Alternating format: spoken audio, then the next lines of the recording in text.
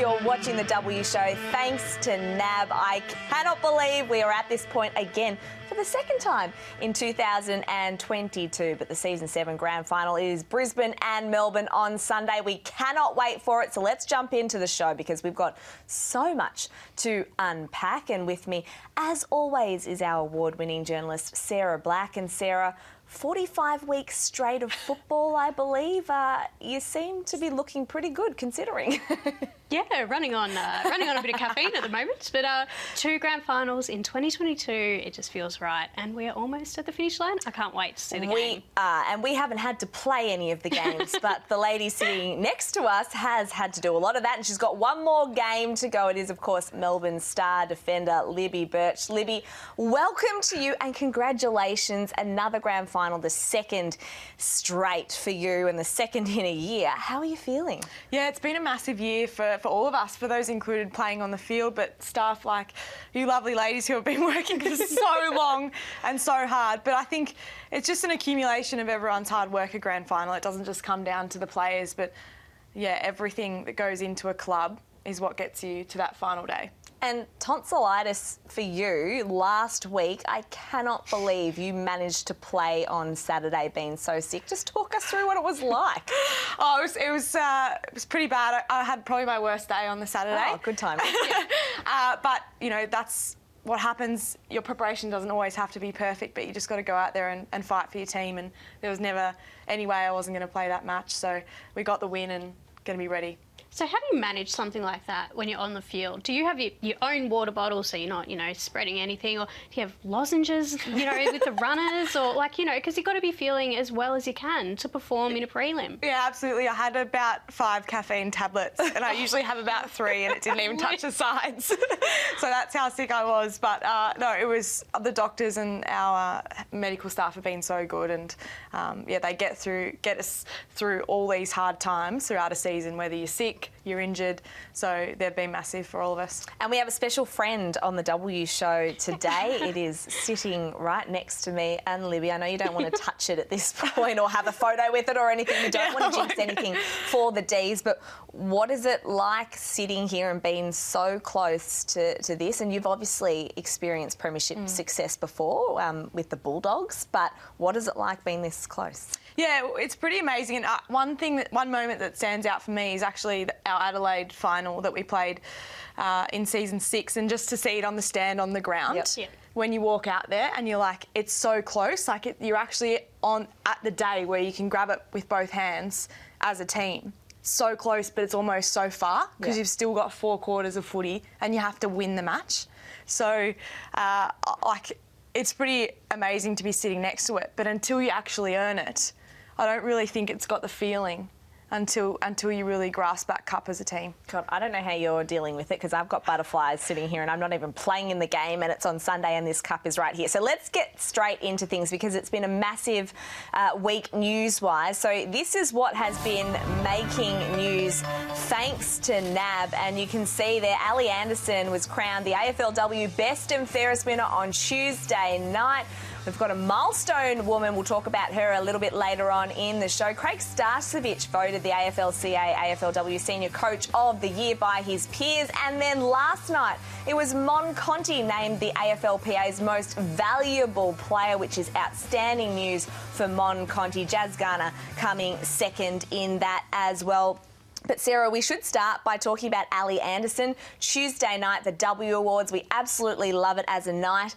But it was full of surprises, and not to take anything away from Ali Anderson, who is an absolute star of the game and one of the most consistent performers each and every week, not just this season, but in past seasons as well. But it's fair to say she probably wasn't in our conversations when we were talking about who was going to win this award this year. Yeah, we felt like it was going to be a race in 2 for Mon Conti, who finished second, and Jazz Garner, who once again struggled to crack the votes as she has in the past. Ali had a very consistent year. She's a strong ball winner and, polled quite a few 1s and 2s along the way, and then came home with a couple of strong performances that just got her over the line. So great reward for effort for an inaugural player, one of the first to 50 games. We love her. First Indigenous woman to win a Best and Fairest as well. No, she is outstanding, is Ali Anderson. Jazz Garner, though, 30 of her 40 votes when she obviously was crowned the AFLCA MVP, that was in the first 4 rounds of those votes.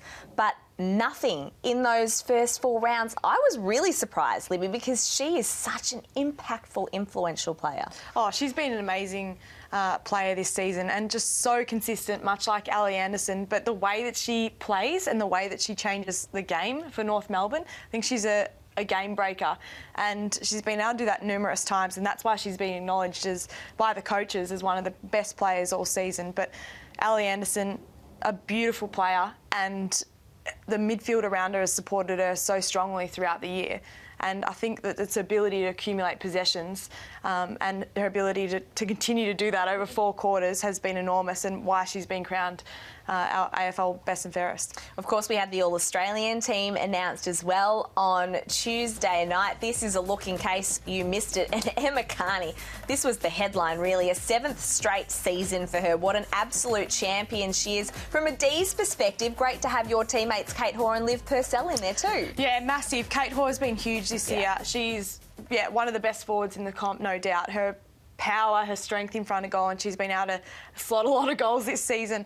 And Liv Purcell, huge, just a massive contested ball winner, and can get in there and win. Still so young. Yeah. Just her ability to come back from injury and be so dominant in the competition consistently again, I think it's been huge for us, and she's been massive, and she's going to be big again this weekend. And that's her 2nd All-Australian too. You're saying she's still so young. You know, she's got loads of time to just really dominate this competition. It's ridiculous. And from the Lions' perspective, we saw Brie Conan there, obviously in the All-Australian team, but vice-captain as well. Sarah, I feel like we don't talk enough about her because she's not only a fantastic defender and general for the Brisbane Lions, but her captaincy as well and her leadership. We just don't talk about it enough. No, I was speaking to Sam Virgo a little while ago, obviously former Brisbane captain herself, and she was saying that she's never seen a captain like Brie, which is incredibly high praise. Wow.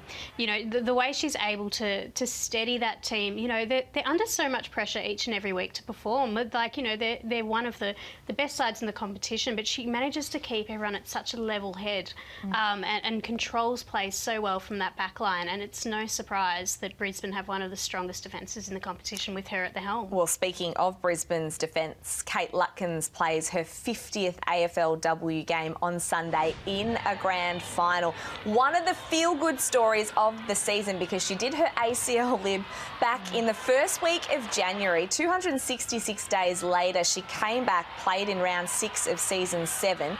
I cannot believe 11 months on, she is playing in a grand final, given so many players miss 12 months with an ACL. You're a physio. Just talk us through how crazy this is. Yeah, it's massive. And the amount of work that she would have put in the early days just to get that preparation done and the strength back post-surgery is massive. But just the way that she's moving now, I thought early on, you know, when you come back so early from an ACL, you can look a little bit ginger, still a little bit sore, but I think she's really looking like the Kate Lutkins of 2018, 2021 when she was BOG, you know, in grand finals and finals. So she's an amazing asset for Brisbane.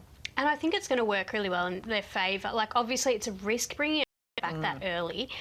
But the fact that, as you said, she's had some time to get some games under her belt. So she's entering this grand final in top form. She's a proven big game performer.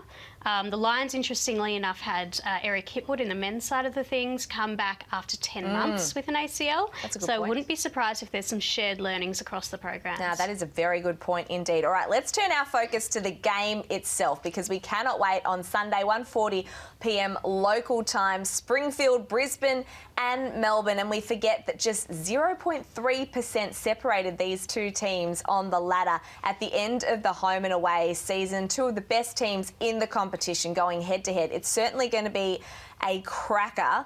How has the week been so far? Just talk us through what it's been like. Have you tried to stick to business as usual? Yeah, absolutely. We have. There's nothing really changes this week, although there's a lot of extra external noise. For us, it's about getting it done at training and preparing like we would for the game. And I think we've done that consistently all and found a nice little method of reviewing the game on a Monday morning together, getting it done nice and early so that you can park that and move quite quickly. We don't want to be bringing the previous game into sort of Tuesday, Wednesday. Want to get that done, and I feel like that's been great all year, and it's really set us up for each week. And Libby, of course, it's the second grand final this year, which is a strange occurrence, but one that I'm sure is also been quite beneficial to you. Do you feel a little bit more settled and a little bit more in control this week compared to as it was in April? Yeah, well, I think experience. Obviously, we didn't get the job done against Adelaide, but the experience you get from being in a grand final, being in that week particularly, dealing with all the emotions, your friends and family, checking in, God bless everyone, but it is a lot in grand final week, and particularly for younger players. So for us to have experienced that so close to this grand final opportunity, I think is a huge advantage for us, particularly just to make sure that we settle early on Sunday. What did you learn from that grand final experience that you think you can really take away with you and take into, Sunday's game? I think we were hoping against Adelaide. I don't think we'd proved ourselves during the year on how well we could play. And then when we got to that opportunity in the grand final, it was like, I really hope that it all comes together on the day. This pre-season and this season has all been about proving ourselves before the grand final, and that's been an internal thing. We're not trying to prove anything to anyone else, but it's the inside of our club that needs to know that we can do it. And I think we've done that. We're so close as a club and as players and as teammates and as friends, and I think that is what we've been aiming for all year. And that belief, you've got that belief this time around. So I don't think we're hoping. We know we can do it. But it's about executing on the day, and we have lots of different tools, I think, game styles now that we can bring in on the day if we need to. Sarah and I were both really intrigued by something that your teammate Karen Paxman said last week in a press conference. So I want to explore it a little bit further with you, but let's take a listen to Paxi now.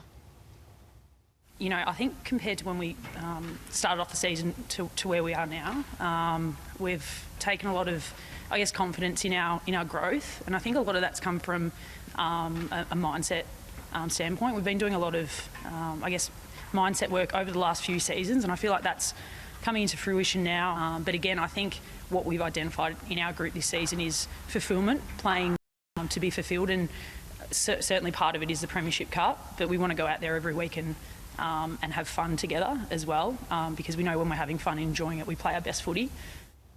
Talk to me about that fulfilment piece, because one of the things that maybe we noticed after the win on the weekend and that prelim is that you look at Brisbane's reactions and they were just over the top, so happy to be in a grand final again.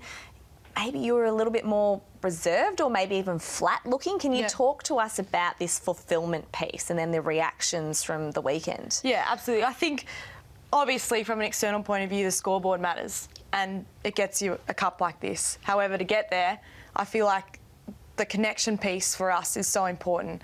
And what Paxi was saying there, it's about looking after your teammates on the field, doing the little things that no one wants to do, whether that's going for a smother, and then acknowledging that and telling our teammates how proud we are of them for doing something like that, because that's what gets wins on the board. Yep. But it's also about valuing our teammates for who they are and what they do on the field, regardless of whether they kick 10 goals or have 20 possessions. It doesn't matter. It's just play your role for the team and you will be acknowledged, and we will be so proud of you for it. And on the weekend, I feel like we call it demon spirit, but we just felt like we lacked a little bit of that at times over the weekend, and hence why we probably looked like we weren't super fulfilled, even though we'd won. That external reward isn't as, powerful as what we feel internally when we do well as a group, and that's, how we feel, our energy on the ground, and also how we support each other. So that reflection, Lib, on that and on that demon spirit post-match, is that something that's led by the coach or assistant coaches? Does Mick or Jane sort of go, girls, not quite, we weren't really getting around each other? Or is it a player reflection and, a few girls putting their hands up and going, hey, you know what, girls? I think we can support each other a little bit better. Yeah, I think it's definitely a player reflection, and that's where the growth has come from this team. I think in previous years it's been Daisy, who's always amazing at that, at self-awareness, but also awareness of how the team's going, and obviously our coach Mick. But it's been really put on the players this year to have that self-awareness of how we're going as a group, and that's given us the power to go, hang on, we weren't wrapped with that. let's do it better next time. So I think that that's been our superpower. Is this change in mindset, I guess, something that came about during the season, or is it something that you sort of came to come together and came about pre-season, or is it something that sort of changed? Yeah, it happened for us after our first loss against Brisbane, actually. We just felt like we ticked a few boxes early on in the season and we were performing well, but we weren't getting that, as Paxi said, uses the word fulfillment, but just the happiness post-game to say, wow, like we did everything we could for our teammate. And we felt like we were working in isolation almost on the ground, getting it done, but we weren't enjoying it. So that game against Brisbane taught us a lot, because it was like, hang on, what's most important to us? And it was that we worked out. Wow, so that's really a turning point for you. And I do want to take you back to round 4 now, because that is the last time that you played the Lions. It was Casey Fields. It was a very wet and windy day, as often is down at Casey, but the Lions won by 15 points.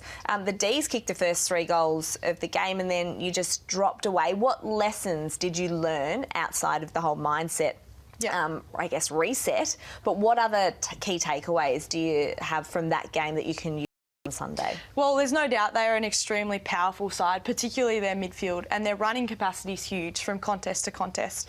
And we just thought we got blown away from their ability to transition the footy towards goal. And they kicked 99 goals this season, and I think almost half of them were from the goal square or from 10, 20 metres out. So their ability to transition and beat the defence and overlap is massive. And again, in this game, we were shown up in the goal square many times. So for us, it was about learning how to have team defence, so it's just not relying on our backline, it's coming from our forwards all the way through, and Kate Hoare, an All-Australian this year, has led that for our team. I mean, one of the interesting things, Sarah, is obviously we talk so much about the Brisbane Lions attack because it is the best attack in the competition, which is why this game is so intriguing, because it's the #1 attack versus the #1 defence, but their goal kickers too is quite, I guess, it's so dangerous because you just don't know where they're going to come from. It's not just Jessie. Yeah, it's a really balanced attack that they've gradually improved on over time. They've brought in players to complement the ones they have. So, you know, you've got your twin towers in Jessie Wardlaw, who plays deep lib. I'm sure you're well aware of that. Dakota Davidson, more of the marking target up the field. Courtney Hodder and Bodie, who are 2 very high-quality small forwards. Bodie, an All-Australian this season. Taylor Smith is also a really key structural player, you know, as that third tall / backup ruck. But then their mids, you know, Orla O'Dwyer and Sophie Conway can hit the scoreboard, as can Emily Bates. So their spread of goal kickers is quite ridiculous, really.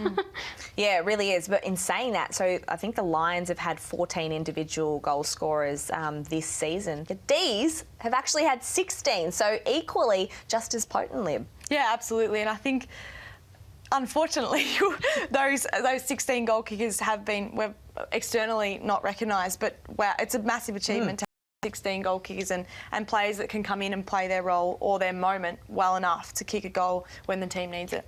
Midfield matchup, Sarah, they're going to be massive indeed. What are you most looking forward in this game, because different sized midfielders too? There is. Well, actually both teams have smaller midfields, really. Melbourne, I think, has the shortest midfield going around. Nothing says wrong I. with that, says I. Yeah, I know. pocket rockets. You know, and what's interesting about both sides is that they generally just have the 4 mids, so they don't rotate a huge amount of players through. It's only the sort of the key 4 from each side. So, you know, does Kathy Spark have a tagging role on a Liv Purcell or a key linking player like Tyler Hanks, or do we back people to go head to head on each other? You know, there's Emily Bates and Ali Anderson, of course, in 2 AFLW Best of Best winners, up against these rising young Ds who I think are going to be a force for them. They could be the next 10 years, really. The other interesting part of this game, of course, is the weather. And Sarah and I have been looking at the bomb daily just to see, because we're heading up to Brisbane later. But we've been just, you know, absolutely loving the fact that it's going to be about 30 degrees, because right now in Melbourne it's about 11 degrees. But I'm not sure that you want to play footy in 30-degree heat, do you, Lib? What have you had to do this week in terms of preparation for the conditions? Well, first of all, you'd play a grand final anyway. That's true. That is true. If anyone asks. But no, it's all about hydration, the little things, having the electrolytes before you go up there. And obviously the weather hasn't been too kind to here. So it is going to be a bit of a jump, but I don't think it matters. The grand final, adrenaline, you're going to be fine no matter what. Is it more a mental side of things too? Like you just can't let the heat bother you because it's also that they're playing in the same conditions. Absolutely. I think it is a mental thing, and that's something we've been working on all year, as we spoke about today. But you guys obviously are going up today to acclimatise yourselves. So. Smart move. Yeah, we need a little bit more from the time. air-conditioned press box. That's right. All right, it's time now for our grand final predictions, and it would be a little bit awkward if we got Libby to do hers. But sorry, Libby. What's a little bit awkward? I know it's still really awkward because you're sitting right here. If you could just close your eyes for a second so you can't see. But Sarah and I are both tipping the Lions here. I just think they've been an incredible team, and so have the D's. I think it's going to be closer than people think, Sarah. Yeah, for sure. Grand finals can go right down to the wire, as we've seen in the past. I have backed Kate Hoare for leading for first goal kicker. I think she's in for a big game. Oh, I cannot wait for Sunday. Of course, full coverage on women's.afl and the AFLW app. Lib, thank you so much for coming in today. We really appreciate it. Best of luck on Sunday. I think it would be nice for you to be holding this cup up again. But, yeah, we wish you all the best. And to thank you, we've got a little voucher here as well from Blakeway. So you can get some delicious pre-made meals, which might help with your preparation. But thanks again for coming in. Thanks so much, guys. And Sarah, love your work. You've done a fantastic job, 2 seasons in 1 year. So congratulations to you, and go well on Sunday as well. Thanks, Nat. That's our final show for the year. The W Show, we've had so many people involved that we need to shout out and thank our producers, Lucy Watkin and Paul Baston. A big thank you to Hayley Campbell. She is our glue. Our director, Lachlan Rand. Behind the scenes, we've got Jace, we've got Mike, we've got Phil, Pat, Jamie, Billy, Dan, Steve and Mex, Campbell as well, Mars for hair and makeup, and Meg for making us look fabulous as well in these threads every week. Thank you to everyone who has helped on the W Show. We really appreciate it, and thank you so much for watching. We'll see you again next year.